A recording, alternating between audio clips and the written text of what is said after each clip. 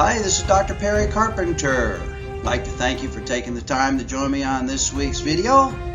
In this week's video, we're in session number 4 of our new series entitled Combating Bias in the Medical Legal Evaluation. And before we get into the topics of today's discussion, I just want to share with you that I consider these times, if we refer to these times as the anti-bias times, these times represent very exciting times for us as qualified medical evaluators. These times, which are being created by the Division of Workers' Compensation in their efforts to eliminate bias from the opinions and conclusions of the qualified medical evaluator, these times are very exciting times for us because these times allow us to take a new look, a fresh look, and they give us a new opportunity to look at our examinee, to look at our examinee's testimony, to look at our examinee's situation, circumstance, and scenario with fresh eyes, with brand new eyes, eyes uncolored by long-held preconceived notions, deeply ingrained stereotypes, and unconscious and conscious biases that we all bring to the medical legal evaluation. So these are very exciting times, and I encourage you to take a new look at your examinee and take a new look at your QME reporting, such that your reporting is free to the extent that we can say that your reporting is free from overlay by stereotyping, bias, and discrimination. So these are very exciting times, and today I have an exciting program to share with you that's going to shed additional light as to how bias shapes our opinions and conclusions, and where some of the areas where we can encounter bias in our medical legal evaluations. And I'm sure you're going to be able to relate greatly to what I have to share with you today. Now, to reiterate the purpose of this program, and we've reiterated this with each session so far, but just to reiterate so that we're all on the same page today, the purpose of this program is to explain to you how the Division of Workers' Compensation's plan to combat bias in the medical legal evaluation, and in the reporting of QMEs, how that plan is expected to impact you as a QME, first of all, and then therefore, if you can understand that, how you can arrive at opinions and conclusions in your report that are accurate, that are free from bias, such that appropriate benefits can be provided for all persons, regardless of race, regardless of gender, regardless of nation of origin, regardless of sexual preference, and regardless of religious affiliation. Because the problem with stereotyping and bias and discrimination in the workers' compensation system is that all bias has the unintended effect of providing for inaccurate benefits for injured workers. Inaccurate benefits. So stereotyping, bias, and discrimination colors the opinions and conclusions that we as qualified medical evaluators, which then results in benefits that are not accurate. Those benefits are not accurate because they're shaped, because the benefits can be traced back, let me say it this way, the benefits can be traced back to opinions and conclusions that are colored by our biases. And the purpose of the new anti-bias regulations is to provide more accurate benefits for persons who so desperately need and who qualify for those benefits. Okay? So let's just review where we've come from so far in this program. In session number 1, we talked about the origin of the concern for bias in the medical legal evaluation, and this traces back to 2016 with the Page versus Perry Soto lawsuit. And it was this lawsuit, this event, this filing of this lawsuit by Page and other women against the Division of Workers' Compensation that brought the workers' compensation to the realization that something had to be done to address the prolific, prodigious, and quite obvious evidence of bias in the workers' compensation system. So Page versus Perry Soto took place in 2016, and here we are in 2021, and the Division of Workers' Compensation now has erected and established a plan to address this bias. And we talked about that in session number 2. In session number 2, we laid out the plan, the DWC's plan to eliminate bias in the face-to-face evaluation with injured workers, and then also in the medical reporting of us as qualified medical evaluators. And very fascinatingly, this plan is a plan that extends over the life cycle of the qualified medical evaluator, and it involves both the carrot and the stick, meaning the plan involves both education of the qualified medical evaluator from the point in time even before the doctor sits for the QME competency examination. So there's an educational effort there, and then all the way through the life cycle of the qualified medical evaluator, the division is going to impose continuing education requirements in bias and anti-bias training for qualified medical evaluators. So that's the carrot. And then there's also a stick. There's also some punishment. There's also some punitive measures that the division has in place for those doctors who, for whatever reason, can't seem to quite get the concept of eliminating bias from their opinions and conclusions. So that was sessions number 1 and session 2. And in those 2 sessions, we answered the question, does bias exist in the medical legal evaluation? And we confirmed indeed that bias is rampant and abundant in the medical legal evaluation. In session number 3, we actually defined bias. We went right to the dictionary and we pulled out the definition of bias from the dictionary, and we learned about the concept of social in-groups and social out-groups, and how social in-groups create favoritism. People who are in our social in-group, we provide opinions and conclusions that favor them, whereas we provide opinions and conclusions in our QME reports against or disfavoring or punishing or burdening those of whom we determine to be in our out-group. So there's this concept of social in-groups and social out-groups, and we went through a lengthy discussion as to how your orientation, whether that be applicant-oriented or defense-oriented, how that orientation shapes your in-groups and your out-groups, and how your opinions and conclusions can be fashioned to favor those in your in-group and punish or burden those in your out-groups.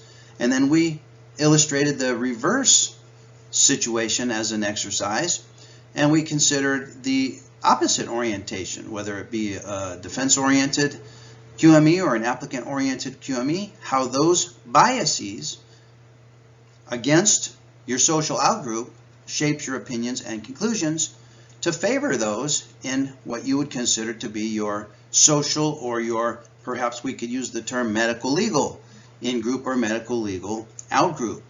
And in session 3, we answered the question, are your opinions and conclusions influenced or impacted by your unconscious or conscious biases based on who you consider to be in your in-group and who you consider to be in your out-group?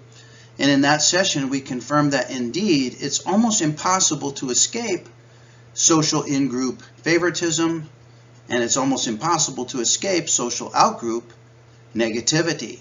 So the purpose of the remainder of this program is to help you to be able to look at your examinee without conscious and unconscious biases, so that you can arrive at opinions and conclusions for once and for all that are truly accurate and are not colored by these layers and layers of stereotypes, discriminations, and biases.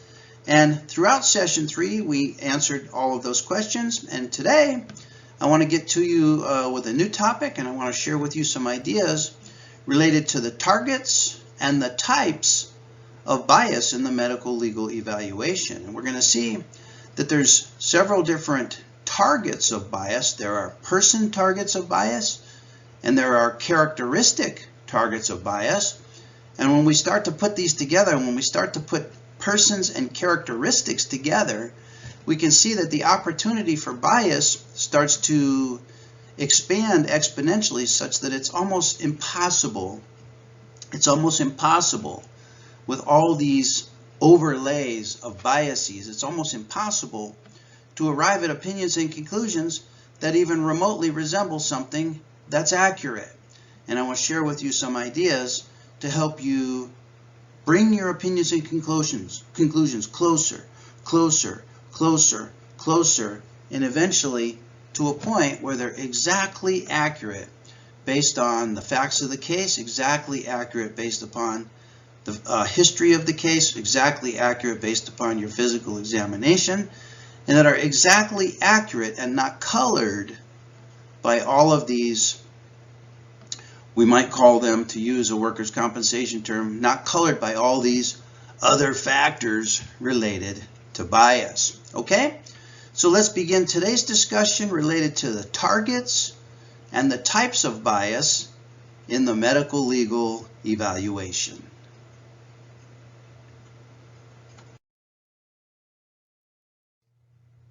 Okay, so let's just review so that we're all on the same page with today's discussion. Let's refresh our memory as to the definition of bias. So there's all this talk going on now about bias and eliminating bias. What exactly is bias? Well, recall from our last session that we stated that bias is a prejudice in favor of or against one thing, a person, a group, compared with another person, another thing, another group, usually in a way that's considered to be unfair. Unfair. Now, biases may be held by an individual, they may be held by a group, they may be held by an institution, and they can have negative or positive consequences.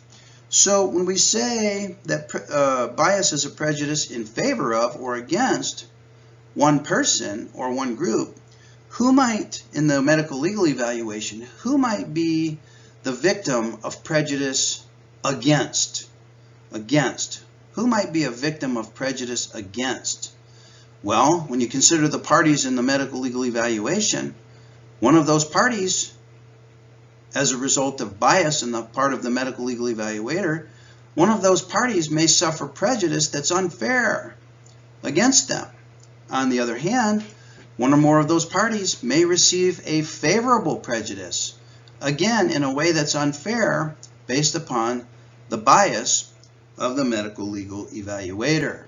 So we want to take a look at the question today: are your opinions and conclusions influenced or impacted by your biases? And in today's discussion, we're going to explore a couple of different targets of bias. There are person targets of bias, and there are characteristics targets of bias.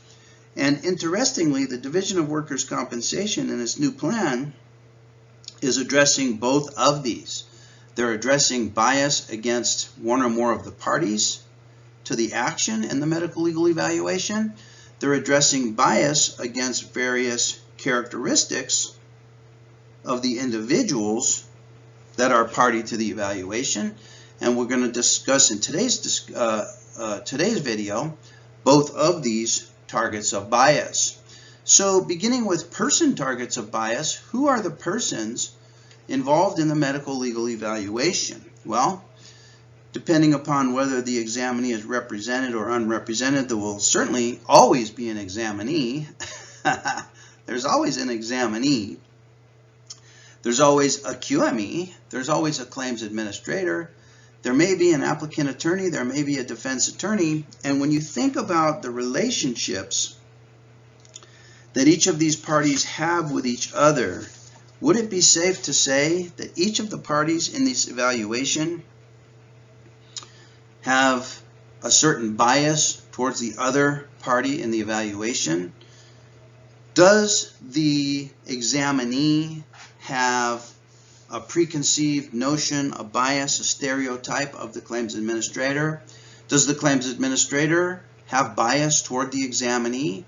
Does the defense attorney have a bias towards the examinee? Does the applicant attorney have a bias, have a prejudice against the claims administrator, right? Applicant attorneys, they generally have a bias that the claims administrator is unfair, is unreasonable, doesn't see the situation accurately, right? So all of these persons hold long-held biases toward each of the other persons involved in the medical legal evaluation. And this is just a superficial discussion of those biases. I didn't add the qualified medical evaluator here to the list, but could you say that the qualified medical evaluator may have a bias against the claims administrator? Could the qualified medical evaluator have a bias against the applicant attorney or the defense attorney? And you can see how these overlapping webs of person-to-person and person-to-group biases can result in an outcome for the case that is not accurate. And the purpose of the anti-bias training and the anti-bias regulations being proposed by the Division of Workers' Compensation is to produce outcomes to cases, resolutions of cases that are accurate and are not influenced by at least person-to-person biases. Okay, in addition to person-to-person biases, we have what are referred to as characteristic targets of bias. Now, some of the characteristics targets of bias, and those that are being addressed by the Division of Workers' Compensation, include race, include gender, include national origin, include religion, and include sexual preference. So these are the characteristics that the Division of Workers' Compensation hopes to eliminate as targets of bias in the opinions and conclusions of qualified medical evaluators. But when you look at this list of characteristics, it's actually quite small. Aren't there other characteristics upon which we hold and retain biases against other individuals, against other groups? Of course there are. So speaking strictly of persons involved in the medical legal evaluation, some other characteristic targets of bias would include age, would include gender identity, whether you consider yourself to be male, female, non-binary, transgender, what have you, whether or not you have a disability or whether you have diminished or even superhuman physical abilities. How about weight? How about obesity? Isn't obesity and or anorexia, don't we have preconceived notions, pre-held beliefs, pre-reflective attributions of characteristics on persons who are both overweight and underweight? We do. And many, many other characteristics are subject to bias. This is just a cursory list. But the ones that are specifically being targeted by the Division of Workers' Compensation include race, gender, national origin, religion, or sexual preference. And the Page versus Perry Soto lawsuit had to deal with examples of gender discrimination in the workers' compensation system. So let's imagine we have an examinee. We can hold biases against our examinee against any one or any multiple of these characteristic targets of bias. So we have younger and we have older examinees. We have examinees of all races, black, white, Hispanic, Asian, etc., Indian, Central American, and this is a target of bias against which many of us hold preconceived, pre-attributed stereotypes. Same goes for gender. Same goes for the examinee's gender identity. Same goes for the examinee's physical abilities. What do you think? What kind of biases do you hold, and what do you think when you see an examinee who's extremely muscular and fit?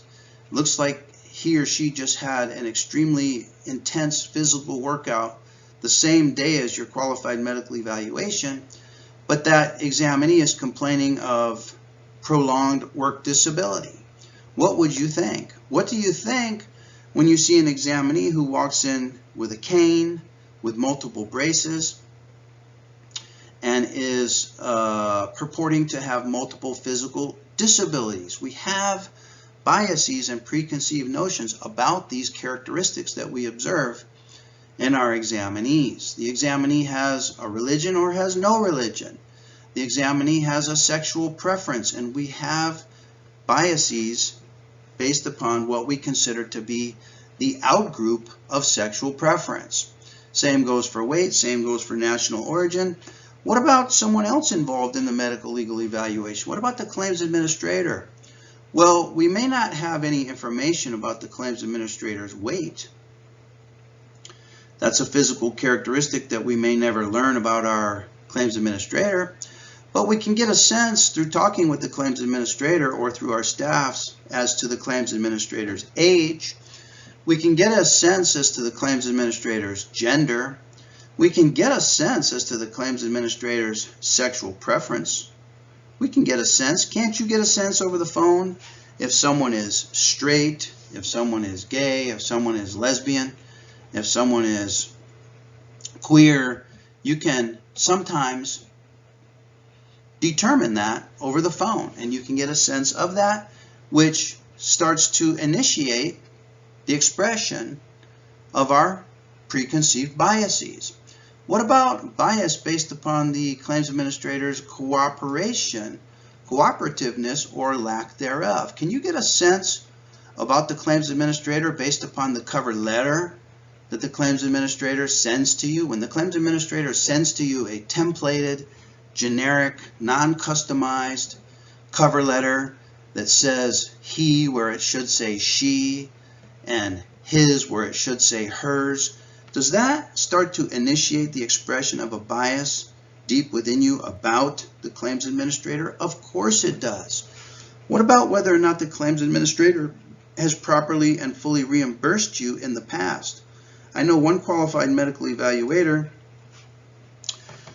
who retaliates harshly against the claims administrator when the claims administrator fails or has a history of improper reimbursement.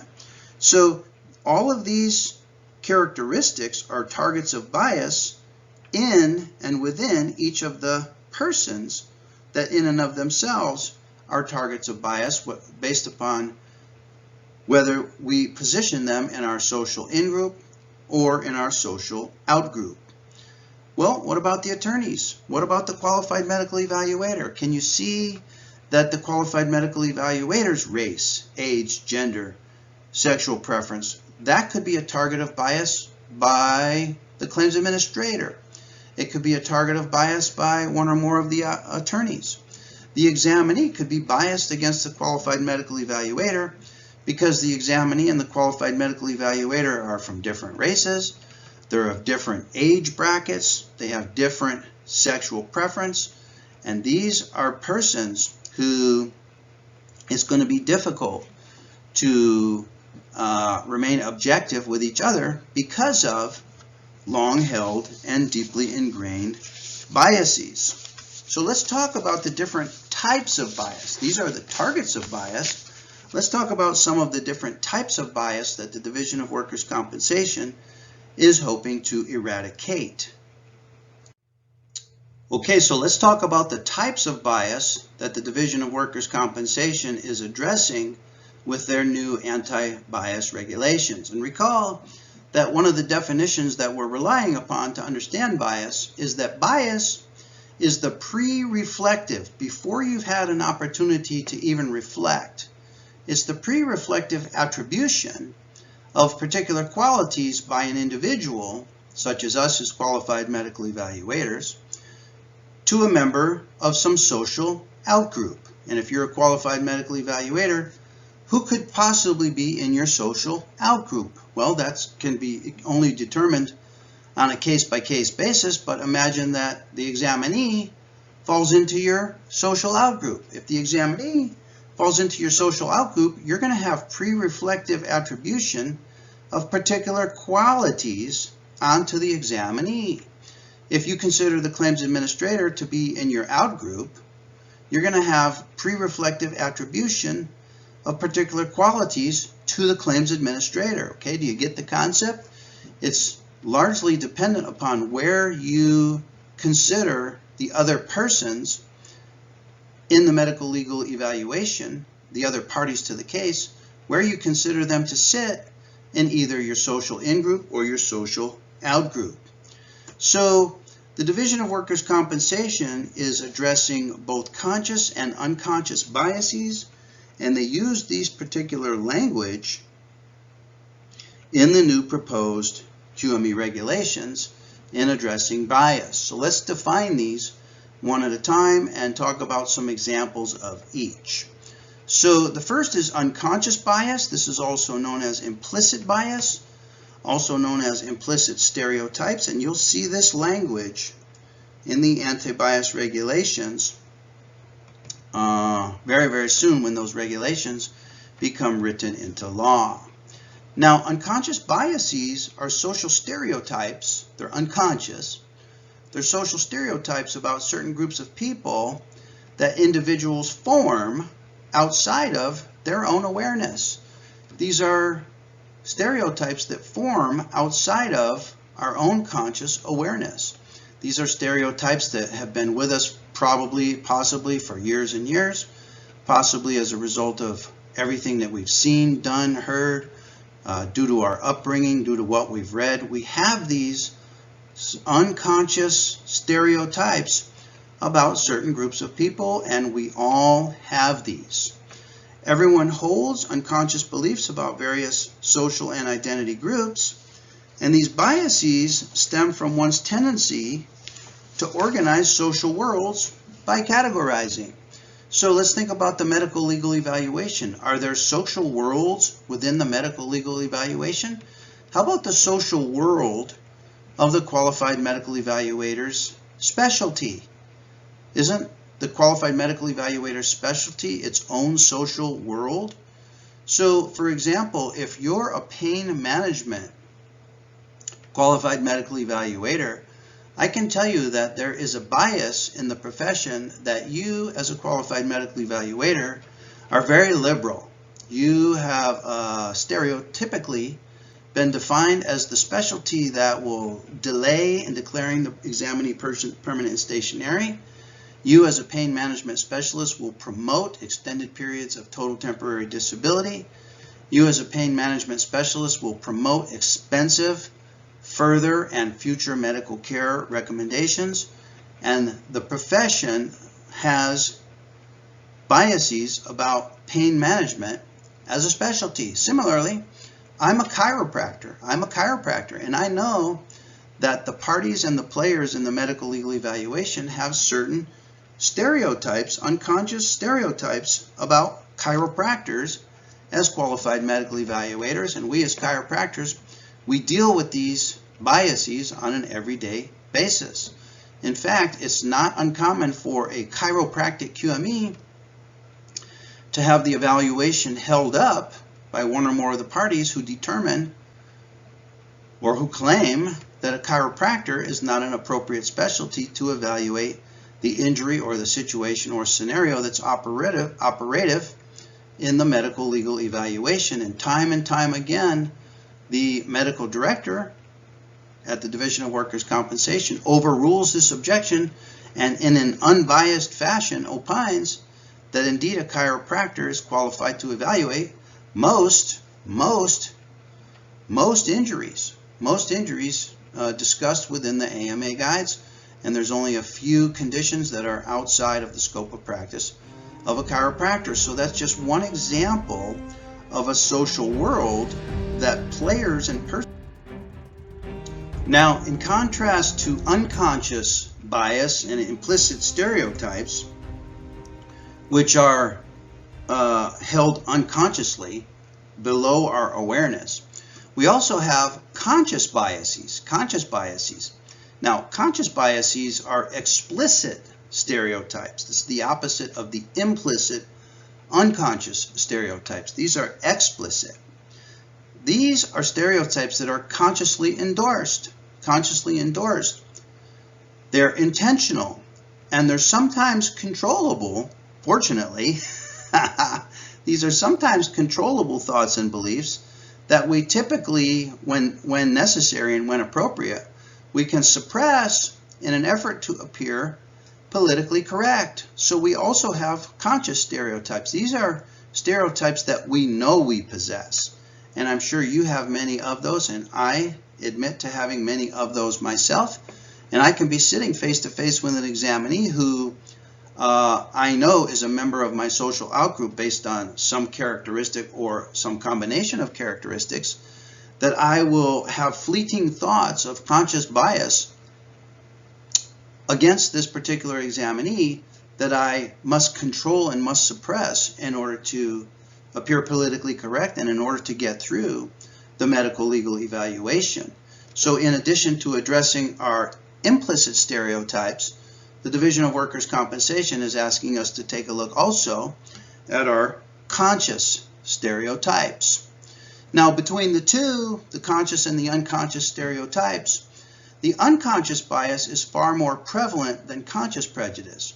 In other words, if this is how many known explicit stereotypes we're aware of that we possess, this is the number of implicit or unconscious stereotypes hidden, buried beneath a lifetime of our experience and a lifetime of exposure. So unconscious bias is far more prevalent than conscious prejudice and is often incompatible with one's conscious values. Now, what's important to understand is that for us as qualified medical evaluators, certain scenarios, certain situations, certain circumstances can activate and potentiate and flare up and fulminate these unconscious attitudes and beliefs. For example, some research suggests that biases may be more prevalent when multitasking, in other words, when undistracted and more liberated by the moment of multitasking, or when working under time pressure. And who as a qualified medical evaluator is not familiar with working under time pressure? As a busy doctor, all of us are under time pressures. And under the pressure of a deadline of completing your QME report and getting that thing in the mail, you may be defaulting. You may be defaulting in your opinions and conclusions. You may be defaulting to your unconscious and implicit stereotypes in rendering the opinions and conclusions of your report. So it's important for us to recognize this at those times, to stop and take the time, to arrive at opinions and conclusions that are accurate and that are not colored and shaped and influenced and impacted by either implicit or explicit stereotypes. Okay? So with those types of bias and with that understanding of bias as a foundation, let's take a look at some examples and get at least an introduction in today's discussion as to some examples as to where bias may exist in workers' compensation in general and in the medical legal evaluation specifically, and we'll pick more up on that in our next session as well. But let's just introduce the topic in today's discussion. Okay, so let me share with you a recent study that provides some evidence of bias in the workers' compensation, and this has to do with evidence of bias between the persons, including the claims administrator and the injured worker. And this is a study that was reported in the magazine Cultural Competence and the Diversifying Workforce. That's the name of the study. And this is reported in the journal Claims and Litigation Magazine, May 2020. So this is a very recent study. And this study took a look at bias related to the targets, the characteristic targets of race, ethnicity, nationality, and occupation. Those are the characteristic targets. In the person targets, where the persons include the claims administrator and the injured worker / examinee. So according to this study, they tell us that members of minority populations face higher workplace injury risks compared to their white counterparts. So white is considered in this study the majority, non-white persons are considered minority populations, and this is true because those individuals are generally working in jobs with a higher risk of injury. So you as a qualified medical evaluator, you may have experience with dealing with many minority populations, and you wonder to yourself, why are so many minority populations presenting at the medical legal evaluation? Well, here's one reason. Minority populations are generally working in higher risk jobs that pose a higher risk of industrial injury. Okay, so place a star next to this. These are minority workers. Now, Hispanics were substantially overrepresented in certain occupations, such as construction, such as maintenance, painters, agricultural workers, housekeeping, maid jobs. The so physical, laborious jobs are disproportionately performed by Hispanics. Okay? And this explains why a large percentage of our qualified medical evaluations involve Hispanic workers, because these are the workers that are doing the hard work, high risk jobs. Now, meanwhile, inside the office, in the cubicle, in the air-conditioned cubicle, inside the beautiful office building with the lunchroom, the atrium, the perfectly maintained restroom at the insurance company, almost 60% of claims adjusters, appraisers, examiners, investigators, other parties under the umbrella of the claims administrator or under the umbrella of the insurance company are female. Of that group, 72% are white, only 17% are black, next Asians, and Hispanics not even in the top 3. So the conclusion of this report is that the average claims professional, which is white female, will be dealing with an injured worker who is from a cultural, ethnic, and racial background different from her own, and who may not even speak the same language. So think of all these characteristics that would tend to place the examinee or injured worker in the claims administrator's outgroup, the claims administrator's social outgroup, because they're different. They're different in gender, they're different in work profession, they're different in language spoken, different in nation of origin, different race, and so the majority of injured workers are going to be in the social outgroup of the majority of claims administrators, and this is a source of great bias in the workers' compensation system that results in benefits for injured workers who so desperately need those benefits that are not accurate.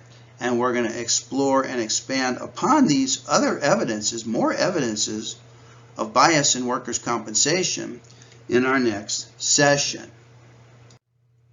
So doctors, with that discussion established, can you see that with all these persons involved in the medical legal evaluation, all these persons, from the qualified medical evaluator to the examinee, to the claims administrator, to an applicant attorney, to a defense attorney, all of these persons, some of whom may be different from us or different from you, can you see the tremendous potential for bias against one or more of these parties? And can you see the potential for bias in favor of one or more of these parties? Can you see that? The opportunity is tremendous, and it's present, and it's pervasive, and it's pernicious in workers' compensation, and the Division of Workers' Compensation has determined that these biases result in opinions and conclusions that are not accurate because they're colored by stereotyping and preconceived notions that are not accurate. So, not in addition to all these persons, we have stereotypes and implicit biases about characteristics of these persons. The race of the claims administrator, the gender of the examinee, the sexual preference of the examinee, the gender of the claims administrator, the responsiveness or cooperativeness of the defense attorney, the cover letter that we receive, which is perhaps not an accurate representation of the applicant attorney. We have all these characteristics and all these players, and the overlap between these two factors, these two targets of bias, creates a tremendous web of bias, which is ingrained in all of us and is very, very difficult to step outside of to provide opinions and conclusions that are free from bias, that are thus accurate, and that thus provide benefits either for or determine a determination of no benefits for the injured worker. And whatever the determination is, the determination is accurate because it's not based on bias. And bias has been discovered, it's the new elephant in the room in workers' compensation, that bias is omnipresent and is rampant in workers' compensation. And in our next session, I want to share with you more evidence of bias that's all around us. We're going to explore further what the Page versus Perry Soto lawsuit revealed about gender bias, about the proportion of male evaluators compared to the proportion of female examinees in the medical legal evaluation.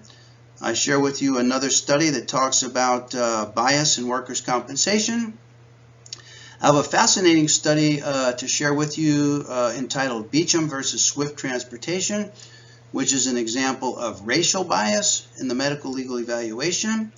I'm going to share with you a position paper from the DWC Newslines that talks about some considerations in rating permanent impairment for industrial cancers in California workers' compensation that is directly traced to the Page versus Perry Soto lawsuit, and provides for us some illustrations and some principles that we can use in rating permanent impairments for all conditions, not just industrial cancers, but for all conditions. So this was a very, very important paper that sheds light on all conditions, not just cancer conditions. And then finally, I want to share with you the outcome of Senate Bill 788, which was proposed on 2/19/21 and which just passed into law just a couple of weeks prior to today's recording, which completely changes the language of the law of Labor Code 4663